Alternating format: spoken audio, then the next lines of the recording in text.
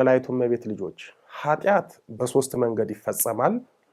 አንደኛው በማሰብ የህሊናና የልቦና ኃጢአት ሲሆን፣ ሁለተኛው በመናገር የአንደበት ኃጢአት ሲሆን፣ ሶስተኛው በማድረግ በስጋ የሚተገበሩ ኃጢአቶች ናቸው። ከነዚህ በተጨማሪ በዛ በመናጢ ውጫዊና ውስጣዊ ግፊት ሰው ኃጢአት ይሰራል። በሰው ልጅ ሕይወት ውስጥ ኃጢአትን ከሐሳብ እስከ ተግባር ባለው ሂደት ውስጥ የክፉ መናፍስት ድርሻቸው ጉልህ መሆኑ ቢታወቅም እኛና የለበስነው ስጋ ደግሞ ቀጥተኛ ተሳታፊ ናቸው።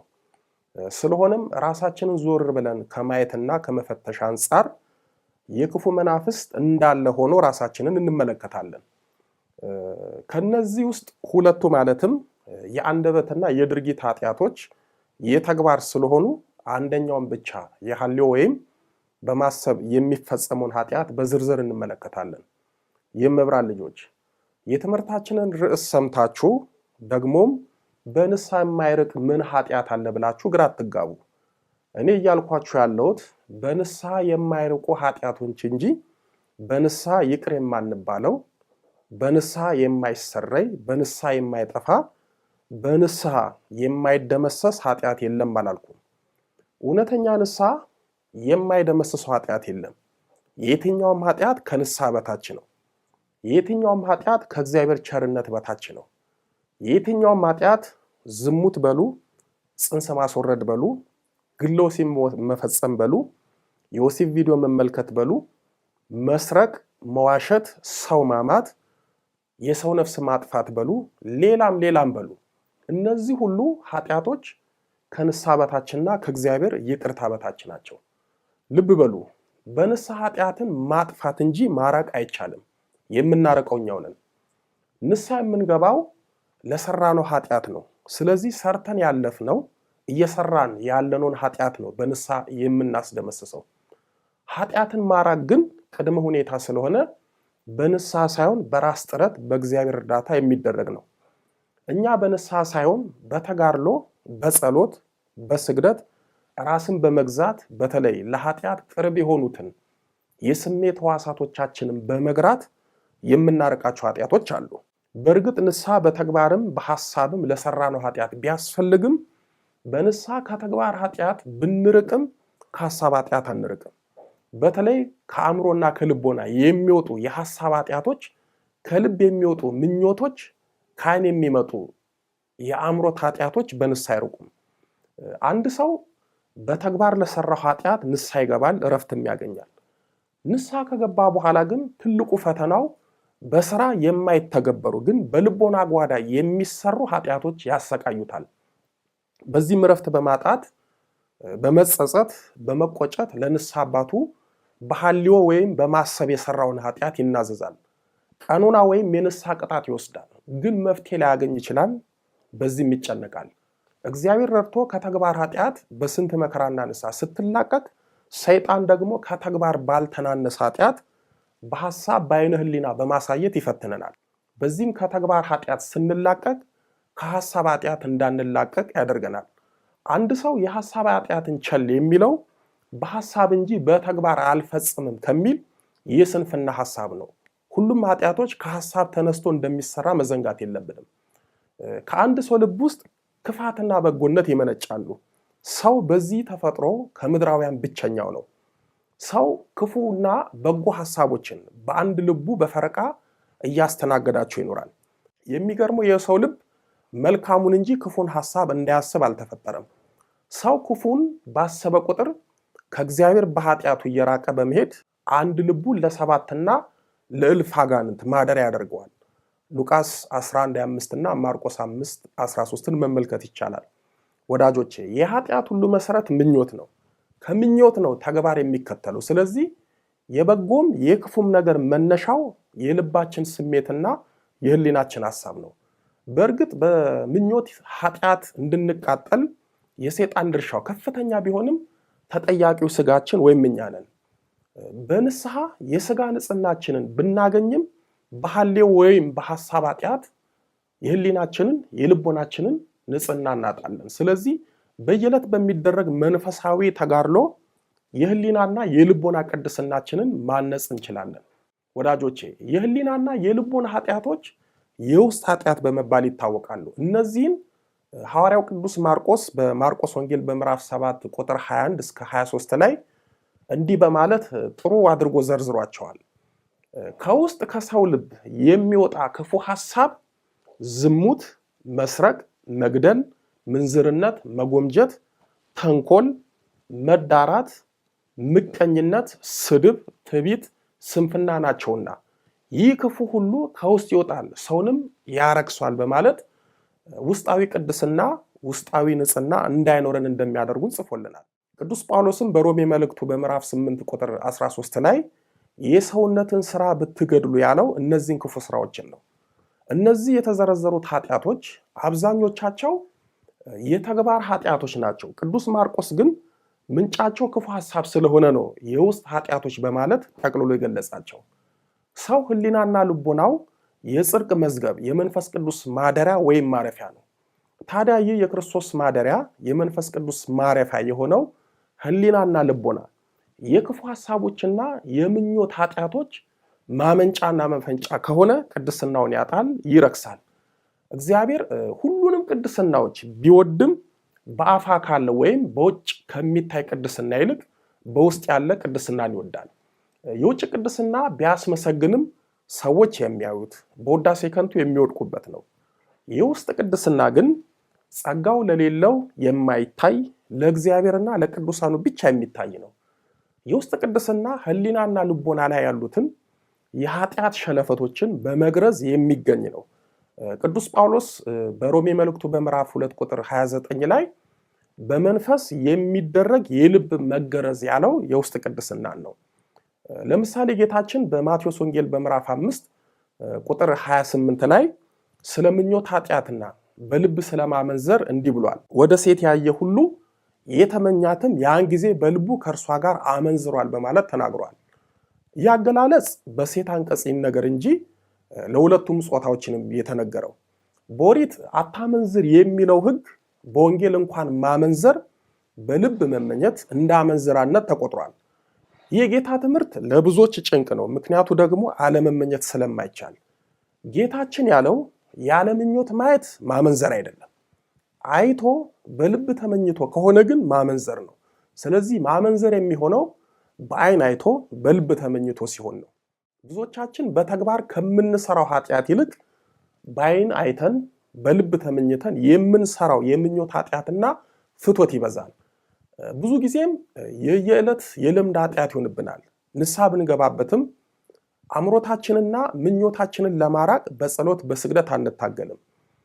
በተለይ ይህንን አይነት ኃጢአት ልምድ ያደረግነው ሰዎች ቅዱስ ጴጥሮስ በሁለተኛ ጴጥሮስ በምዕራፍ 2 ቁጥር 14 ላይ ምንዝር የሞላባቸው ኃጢአትንም የማይተው አይኖች አሏቸው፣ የማይድኑትን ነፍሳት ያታልላሉ፣ መመኘትን የለመደ ልብ አላቸው በማለት ይገልጽልናል። ምንዝር የሞላባቸው ያለን 24 ሰዓት ዝሙትን የምናስብና በዝሙት ክፉ ሐሳብ የምንፈተነውን ነው።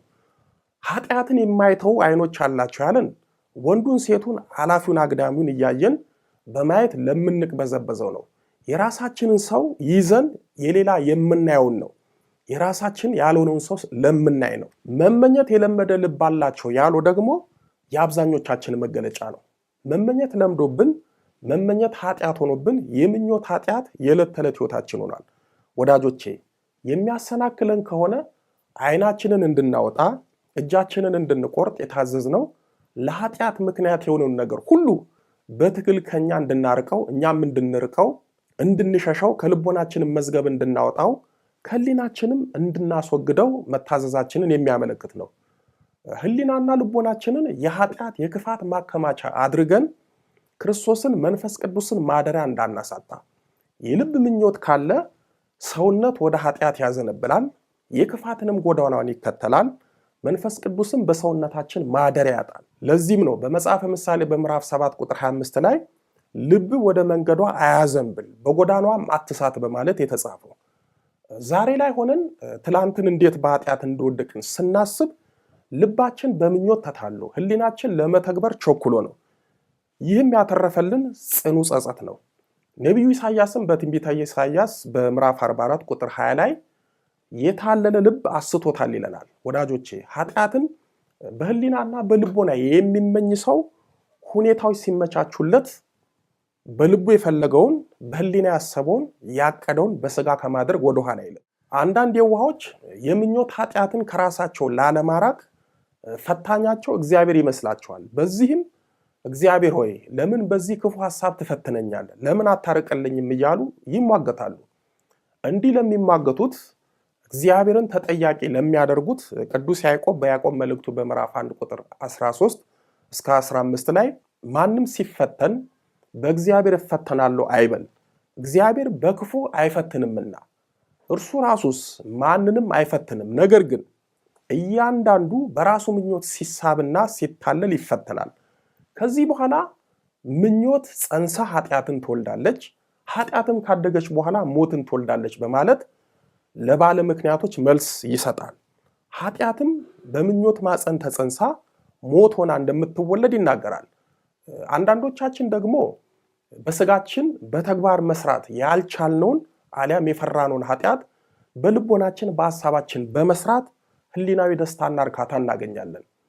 በተለይ በአካለ ስጋ የማናገኘውን ሰው በልቦና ስጋ በማየት ከተግባር ያልተናነሰ ኃጢአት በሐሳባችን እንፈጽማለን።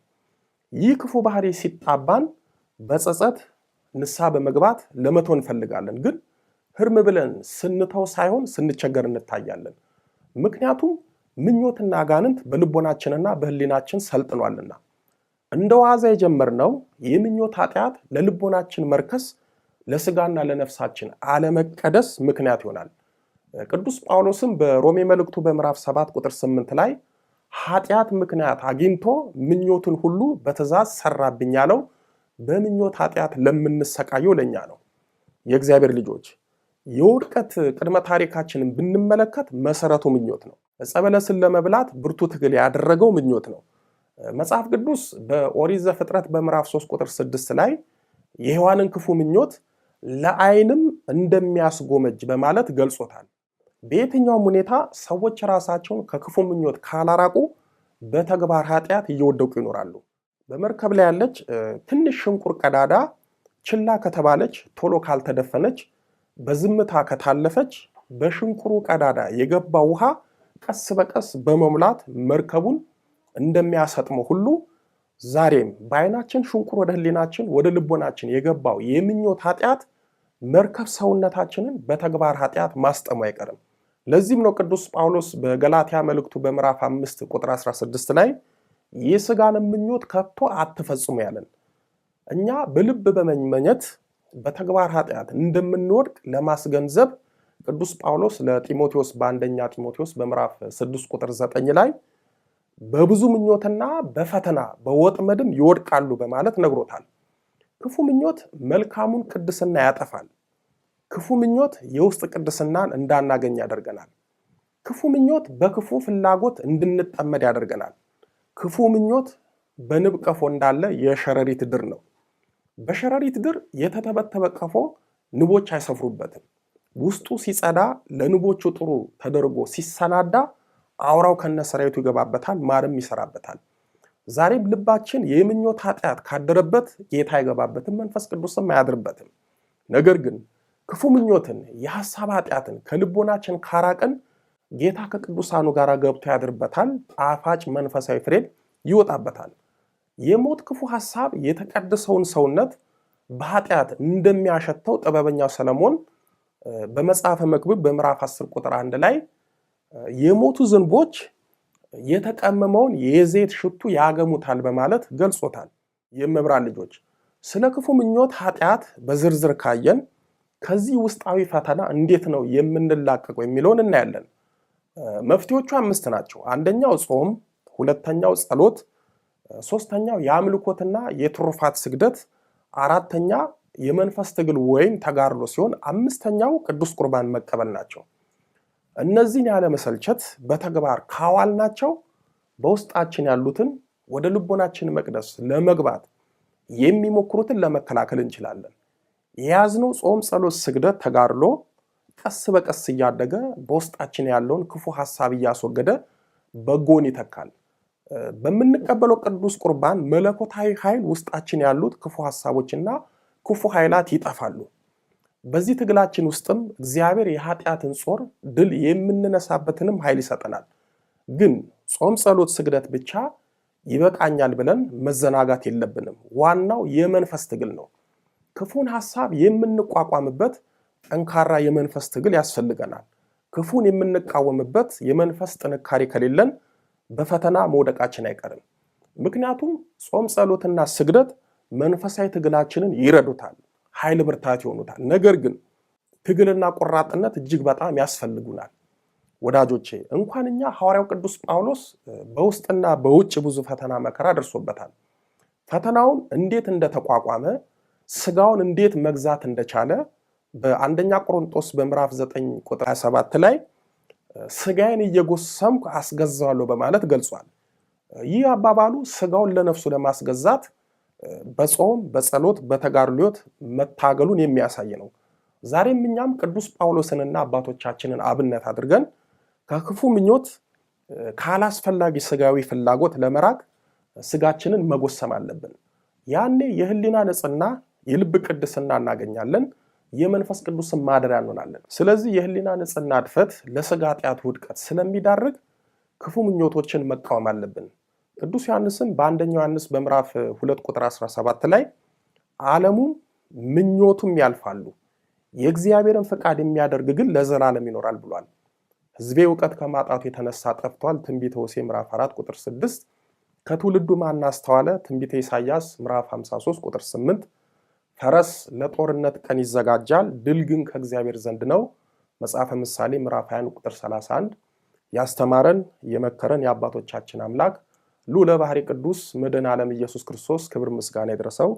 ድንግል ስንላት ጌታን ወልዳ የተገኘች፣ ጌታን የወለደች ስንላት ድንግል የሆነች፣ ስሟን ለመጥራት ከሰማይ ከምድር የከበደች መንበረ ፀሐይ መንበረ ሥላሴ የጌታችን የመድኃኒታችን የኢየሱስ ክርስቶስ እናት ወለላይቱ እመቤት ድንግል ማርያም ምስጋና ይድረሳት። አሜን።